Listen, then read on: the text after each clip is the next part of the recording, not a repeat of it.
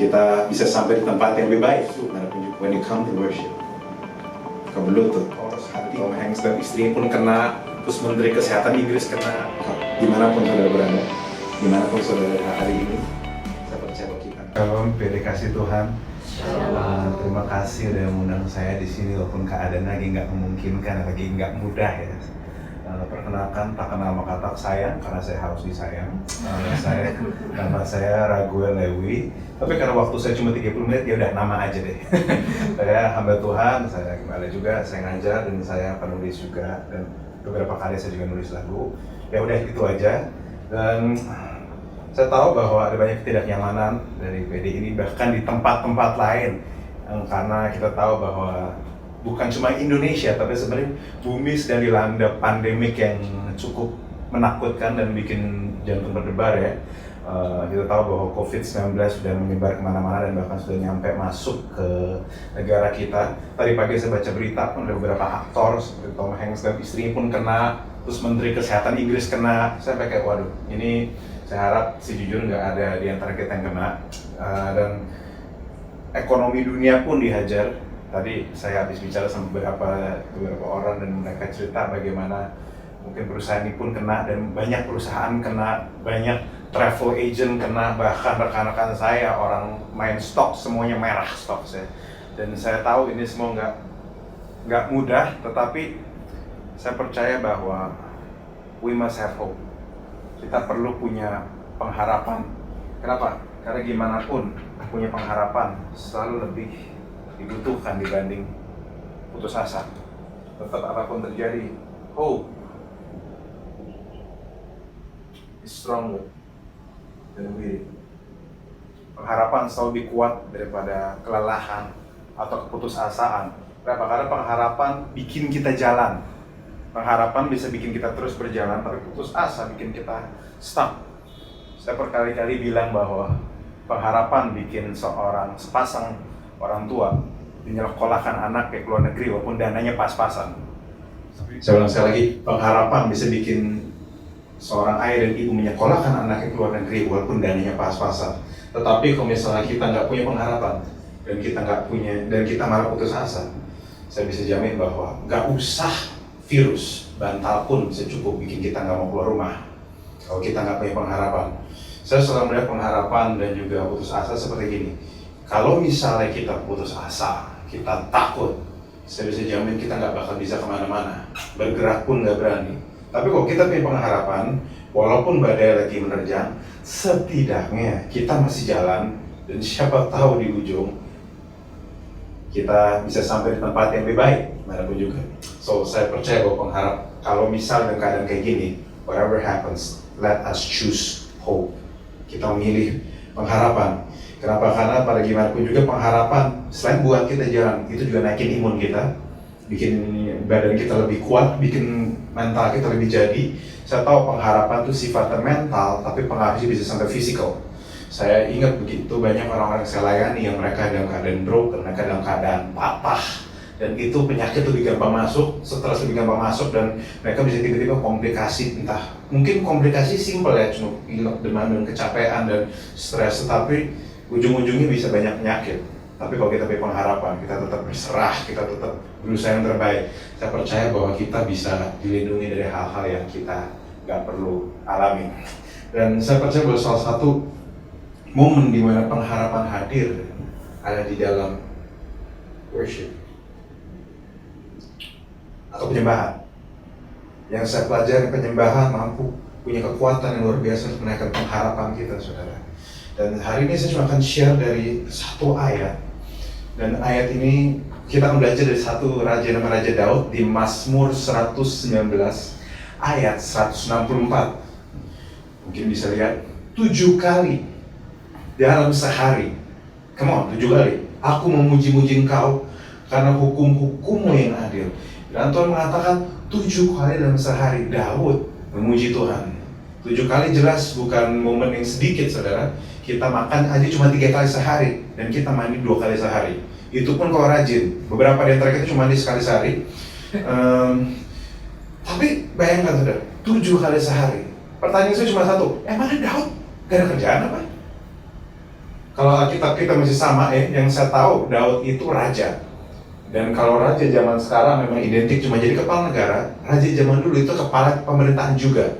Jadi saya yakin dia juga bikin banyak kebijakan. Saya yakin dia harus bikin ngurus banyak administrasi. Saya yakin dia harus ngurus rakyat ya. Dia harus banyak hal dia harus urus, dan saya yakin dia mungkin salah satu orang yang sibuk. Dan saya yakin kita semua di sini orang sibuk.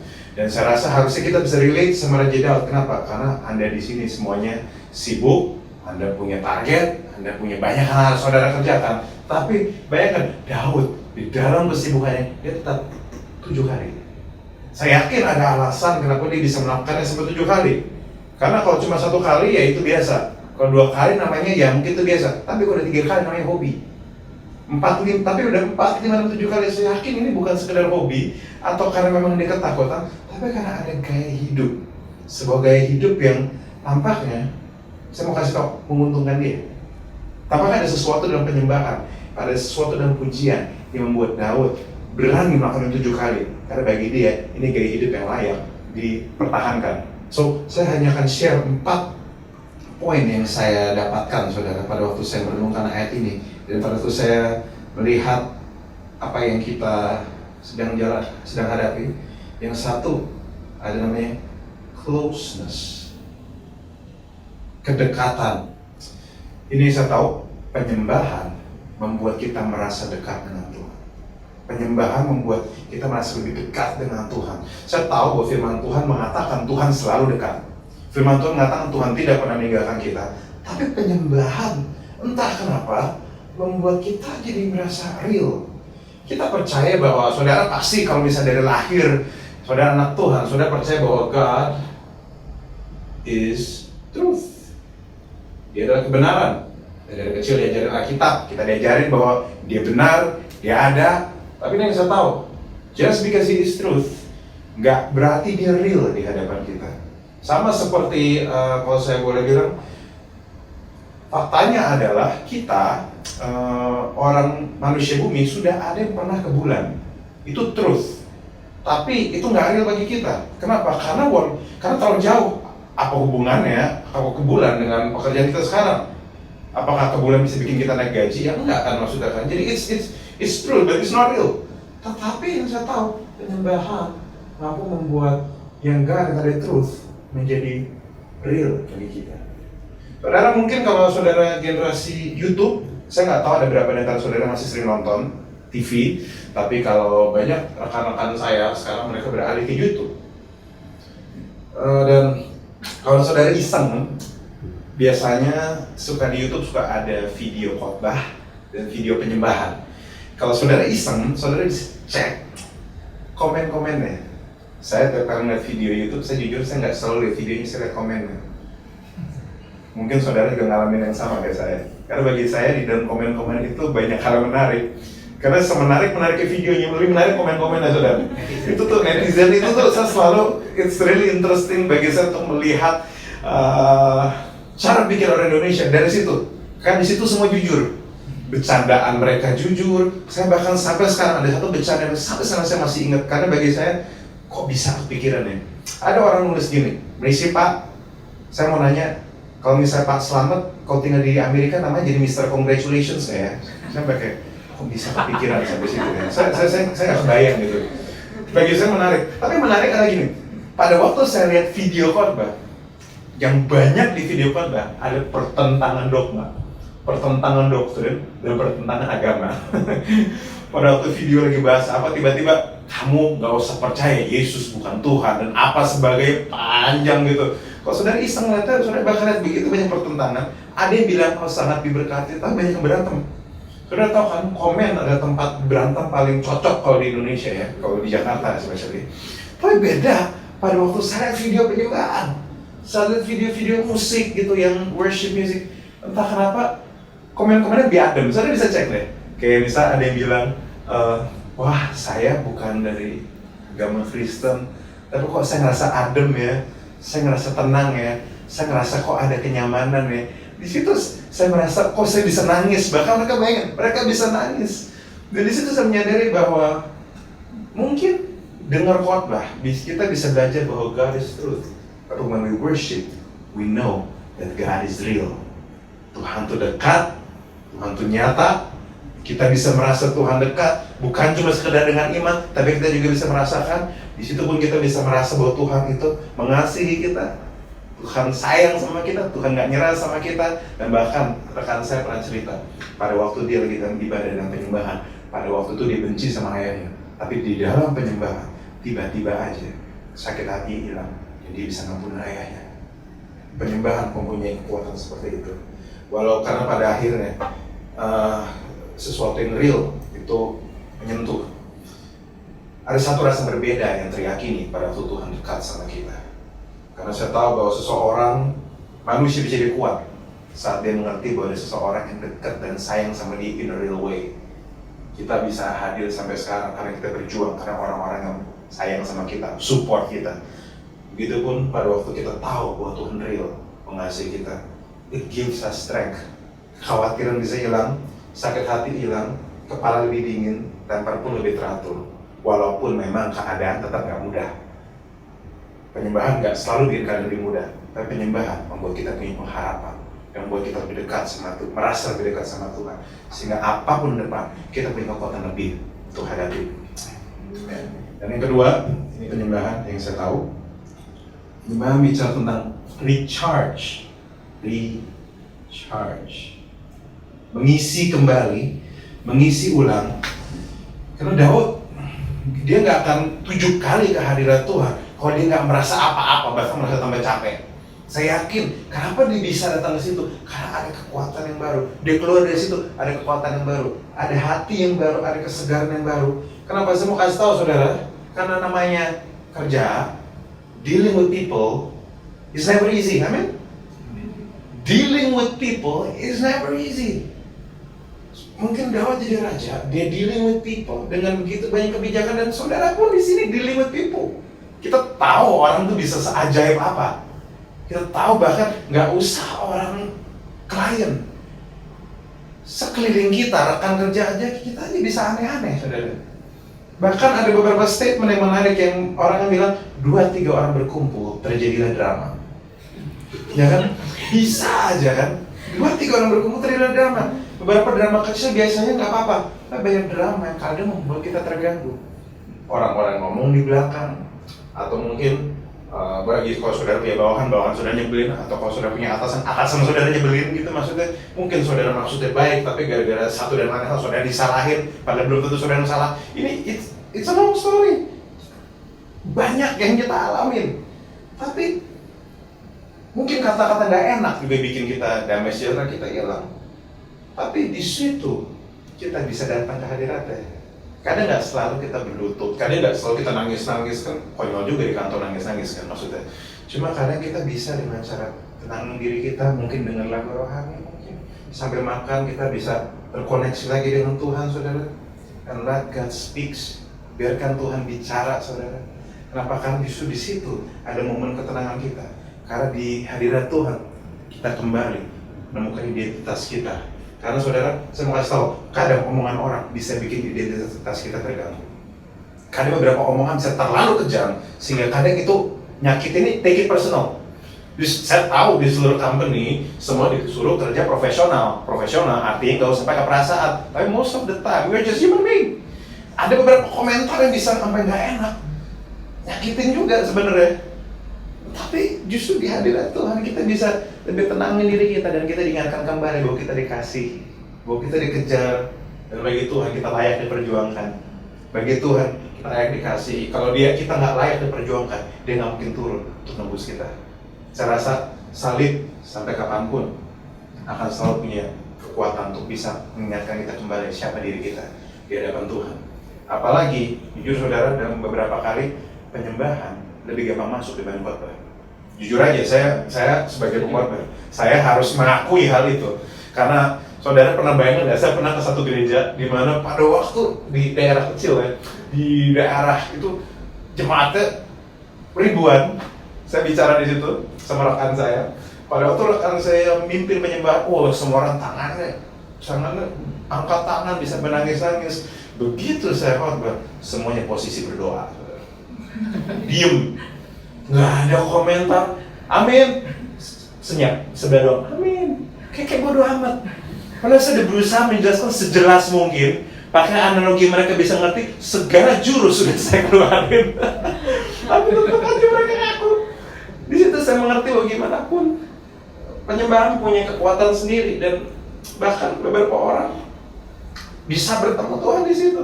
Nah, kita jangan pernah memakai hal seperti ini. Yang ketiga, penyembahan ada sisi unconditional.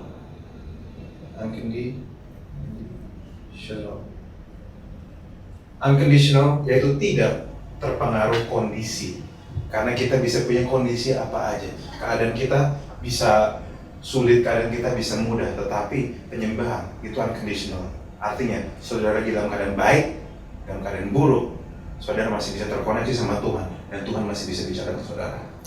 Saya akan share satu cerita. Saudara mungkin saya tadi sempat ngomong, selain saya hamba Tuhan, saya gembala, saya juga komposer, saya nulis beberapa lagu, baik yang rohana maupun rohani, saudara ya. Baik yang jualan Yesus maupun jualan yang lain ya saudara. Ada salah satu lagu penyembahan yang saya bikin, judulnya Sungguh Indah saudara, yang mungkin saya akan nyanyiin habis ini. Saya nggak tahu saudara tahu lagu apa enggak, tapi katanya lagi hype banget di mana-mana saudara. Banyak orang pada waktu saya menulis lagu itu, saya tidak expect orang untuk se-booming itu. Saya tidak expect. Tapi pada waktu lagu itu booming, banyak orang bertanya sama saya, Pastor atau Kak, gimana dapat lagu itu? Karena mereka sudah punya ekspektasi berbeda. Mereka pasti ekspektasi, saya ngerasa kayak, oh Kak lagi berdoa ya, lagi nangis-nangis ya, lagi berlutut ya, apalagi dalam keadaan susah gitu kan, ekspektasi gitu kan orang kan ya, lagi nangis, lagi apakah ada kesulitan itu, apa karena kucing bapak mati atau apa gitu yang bisa bikin saudara terguncang hatinya. Saya bertahun-tahun saya diam lagu itu. Pada waktu orang bertanya, kenapa? Karena saya harus akuin, background lagu itu nggak rohani sama sekali. Orang ekspektasi kalau bikin lagu rohani mungkin lagi di penyembahan. Tapi saya jujur, pada waktu lagu itu jadi, pada waktu saya nulis lagu itu, saya lagi makan fast food Jepang. Lagi makan, lagi ngobrol sama teman. Lagi ngobrol, lagi makan aja, saya ingat yakiniku yang asin. Di satu restoran fast food yang saudara pasti tahu, yang tiap kali tanya dagingnya, Pak mau yang manis apa yang gurih Pak? Nah itu, saya pesen yang gurih. Saya lagi makan itu. Tiba-tiba pas lagi ngobrol sama teman-teman saya, ngobrol juga nggak rohani-rohani banget saudara. Tapi tiba-tiba muncul ide itu tentang kemana kak aku dapat pergi. Saya mikir kok, saya cuekin liriknya. Tapi pas saya pulang, liriknya masih ada, masih muter di kepala saya. Akhirnya saya selesaikan, dan waktu nggak nyampe sejam lagu itu jadi. Dan the rest is history. Bertahun-tahun saya tutup mulut. Kenapa? Ya kok rohani di mana? Kan peristiwanya nggak rohani sama sekali. Tapi tiba-tiba tahun ini atau tahun lalu tiba-tiba Tuhan kasih saya impresi. Dia bilang gini, kamu ceritain background lagu itu. Saya bergumul, Tuhan kenapa saya ceritain? Nggak ada yang menguatkan sama sekali, nggak ada rohaninya sama sekali. Give me a reason why I should tell the story. Dan Tuhan kasih saya impresi, dia bilang gini, supaya anak-anakku tahu bahwa dalam keadaan apapun, saya masih bisa ngomong sama mereka. Supaya dalam keadaan apapun, mereka lagi dalam keadaan pahit, dalam keadaan susah, dalam keadaan senang, sukacita, dukacita, I, their father, can still talk to them, and they can still talk to me. Saya rasa ini powerful, karena di sini meyakinkan saya bahwa dalam keadaan apapun, Bapakmu di surga, Sang Gembala Agung, masih bisa bicara dengan kita. Hatimu mungkin bisa lagi dalam keadaan nggak baik, pikiranmu dalam keadaan nggak baik, kau bisa nggak dalam keadaan baik, tapi the Father can still talk to you. Karena dia Tuhan, dan dia punya kuasa untuk bicara denganmu. Karena itu, dalam keadaan buruk pun, dalam keadaanmu yang nggak terbaik, you can still come to worship. Dan biarkan dia bicara dengan kita. Yang keempat dan terakhir,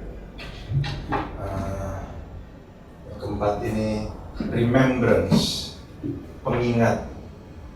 Remembrance.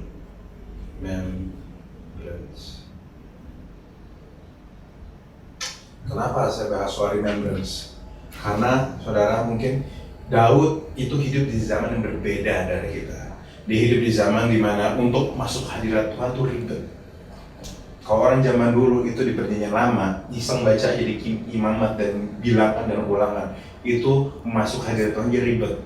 Harus mandi, harus bersih, harus pakai minyak, harus apa, harus ini, harus itu. Zaman dulu termasuk ribet, tapi sekarang enggak. Yang perbedaan terletak pada apa yang Yesus lakukan. Kenapa? Karena orang zaman dulu mereka membersih, mandi dan sebagainya supaya Tuhan seakan-akan bisa lihat bahwa mereka kudus dan mereka bersih. Walaupun enggak juga. Tetapi pada waktu Yesus hadir dan dia menembus dosa manusia, Tuhan lihat manusia sebagai satu makhluk yang kudus. Karena Yesus ganti hidup kita yang berantakan, diganti jadi hidupnya dia. Makanya salib akan selalu bicara seperti ini. Anak Allah jadi anak manusia, supaya anak manusia bisa kembali jadi anak Allah. Itulah salib. Dia yang berdosa, dia yang nggak berdosa jadi berdosa, supaya kita yang berdosa jadi nggak berdosa. Dan karena hal itu pula kita jadi bisa mengingat kembali pada waktu kita menyembah bahwa apa yang dia sudah lakukan di kayu salib membuktikan bahwa kita layak diperjuangkan, membuktikan bahwa kita sekarang punya akses untuk ke Bapa kita apapun keadaan kita. Maka harus bagi saya, gereja yang mengerti salib harus ada gereja yang bisa terima orang seliar apapun dia. Karena seliar, serusak apapun, mau kata gaya hidupnya sulit sekalipun, lagi berantakan sekalipun, gak ngubah kenyataan bahwa mereka dikasihi Tuhan, gak ngubah kenyataan bahwa mereka dipedulikan, gak ngubah kenyataan bahwa mereka layak untuk dikejar. Bagi Tuhan mereka layak untuk diperjuangkan. Saya punya banyak anak-anak yang saya pimpin, mereka semua gaya hidupnya gak selalu dalam keadaan terbaik mereka, gak selalu mereka jatuh cinta dengan orang yang tepat. Bahkan seringkali beberapa di antara mereka, jujur aja, jatuh cinta dengan jenis kelamin yang salah. Beberapa, saya harus jujur, karena itu orang-orang yang saya pimpin. Tetapi pada waktu saya memimpin itu, saya harus make sure bahwa tempat di mana saya berada, tempat di mana saya membangun, harus jadi tempat yang aman bagi mereka. Untuk mereka bisa dengar firman Tuhan. Kenapa? Karena mau gimana pun di hidup mereka anak Tuhan. Bahkan di rumah, ini yang saya percaya soal rumah, saudara. Di rumah itu menarik, karena rumah harus jadi tempat di mana orang bandel dan orang baik hidup sama-sama. Saudara bayangkan nggak? Ini yang saya tahu, di dalam satu keluarga, misal anaknya 3 atau 4, bisa loh, 3 anaknya baik, ada 1 yang begundal, tahu gundal? Yang liar gitu misalnya. Bisa nih 3 baik misalnya, anak pertama baik, anak kedua baik, yang ketiga baik, yang keempat iya. Atau yang 1, 2 baik, 3-nya iya, yang 4-nya baik. Atau ada 1-nya yang iya, 2, 3, 4 baik. Ada yang kayak gitu. Tapi ini yang saya tahu, rumah harus jadi tempat di mana yang 1, 2, 3, 4 bisa tinggal sama-sama dan saling mentoleransi satu sama lain. Karena memang yang nggak tahu yang 1, kita nggak tahu yang 1 tuh sekrupnya kenapa kan kepalanya kan tiba-tiba bandel sendiri kan. Kita juga nggak tahu maksudnya. Mungkin aja orang tuanya baik, buktinya 3-3-nya baik, tapi yang 1 ini kita nggak tahu kenapa treatmentnya emang unik sendiri aja. But that's how home. Kalau saudara, ini yang saya percaya, kalau gereja itu rumah Tuhan, harusnya kita jadi tempat di mana semua diterima. Karena Tuhan itu Bapa kita. It's supposed to be our home as well. Dan makanya, kenapa saya muter ke situ? Yuk kita balik lagi. Karena penyembahan harus menjadi momen di mana kita terkoneksi dengan Tuhan, dengan segala keberadaan kita. Dan justru pada waktu kita terkoneksi sama Dia, kekudusan itu hadir, pembenaran itu hadir. Justru kita jadi lebih baik pada waktu kita di dalam hadirat Tuhan. Banyak orang rekan-rekan saya ngomong sama saya, bro, saya kayak nggak berani ke gereja, saya nggak berani ke persekutuan doa, saya nggak berani datang ke tempat rohani yang bahas rohani. Dibilang kenapa? Saya merasa nggak kudus. I don't feel holy. Jadi lebih baik saya menguduskan diri saya dulu, baru saya bisa datang ke tempat-tempat kudus itu. Terus saya cuma nanya, oke, kamu menguduskan diri, kamu cari kekudusan di mana? Jawa Tengah.